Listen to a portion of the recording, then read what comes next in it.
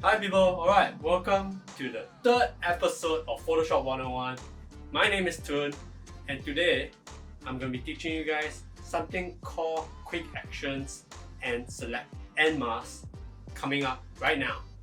Alright, as usual, before we start the tutorial, I'll place the timeline for my, the timeline just so that you guys can skip through and I really don't know how to explain this part. I don't know why. This is my third episode, but you guys know what I mean. Like just the timeline, just so that you guys can skip to that part. Alright.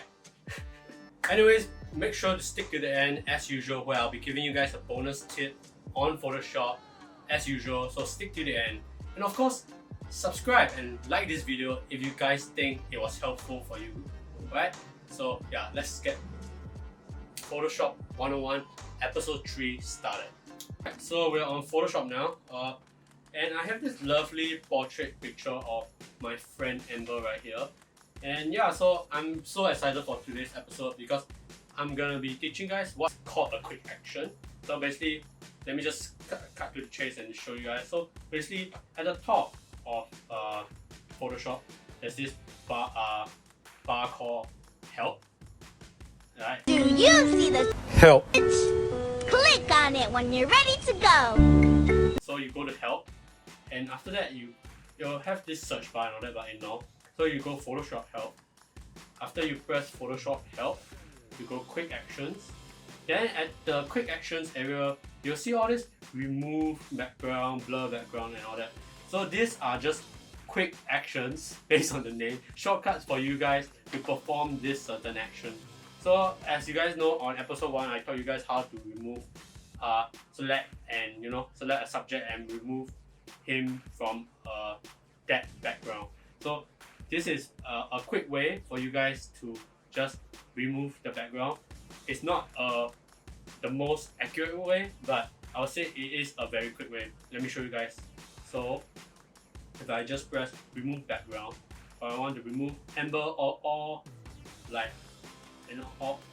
from the background, I just press this, and you just press apply. Then within a few seconds, holy crap, look at that! Amber just got separated from the background. And of course, it's not the most accurate thing because it's just a quick action, so the edges are like a bit,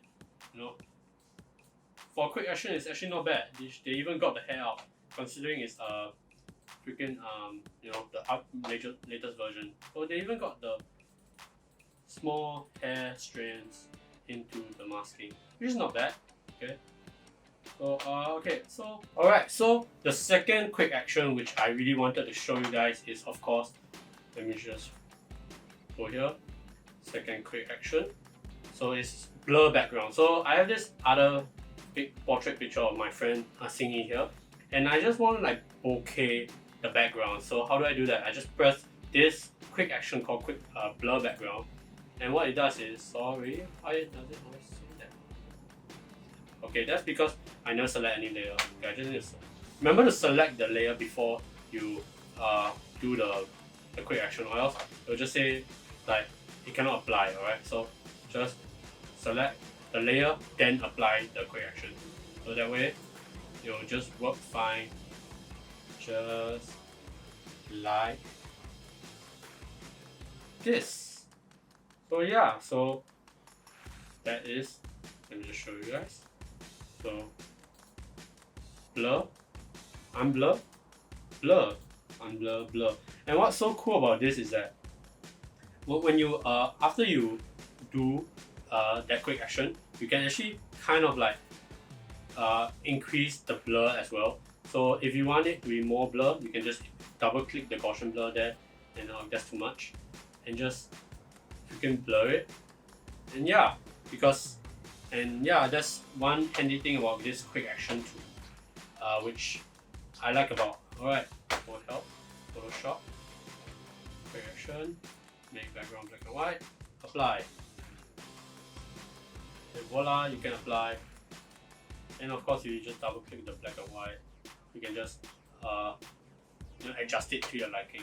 It's quick action which I wanted to show you guys. is enhance image. So you just press enhance image. So it's just to make auto adjustments to your picture. If it'll make a very quite good auto adjustment to your picture. So to be honest, I've never tried this layer before, but you can just try it. So yeah, that's the before and after. So just auto adjust for you to make your picture looks better. Alright, that's cool. Alright, the next other thing I just want to teach you guys is called select and masking. It's an in-depth and the continuation of what I taught you guys in episode 1, which is the quick selection tool. So if you just press W, like what I taught you guys in episode 1, you can go check it out if you haven't. So then after that, this will appear. At the top, it will say select and mask, and you just click that. So what it does is, okay, right now it's in, I place it in, if you look at the top right here, in view, I place it in overlay. So that's usually what I place it in. There's onion skin and all that. Okay, but that's not the main thing. So the main thing is at the left side. There's these 3 new brushes that appear once you click select and mask. The first one is, to be honest, I don't know what to call it. It's just the quick selection tool.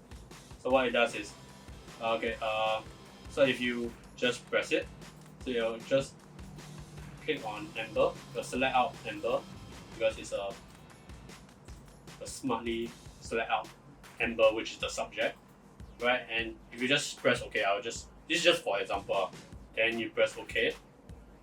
So really what it does is it will just select out the parts of amber which I've just, mask out the parts of amber which I've just selected. So that's what it does. You just delete it out. You just go back. The next one is what I call, okay, let me just reuse this tool. Alright, the next one is one of my favorite tool and a very handy tool, which is the refine edge tool, because you can't use the first quick selection tool to select out small areas like this, like hair.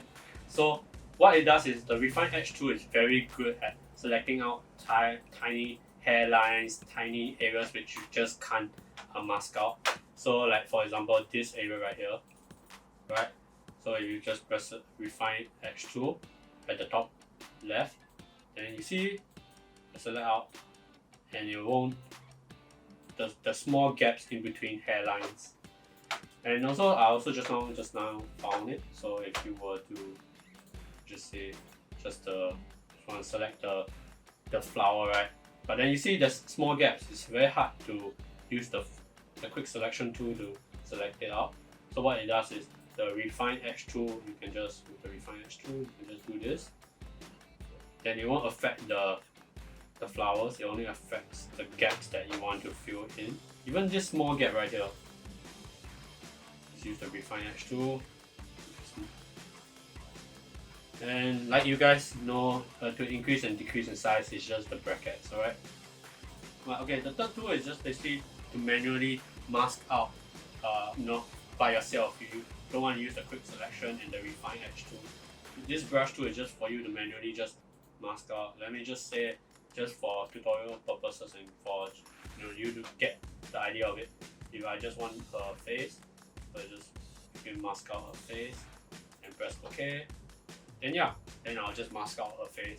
So that's what select and mask does in general, alright? Bonus tip.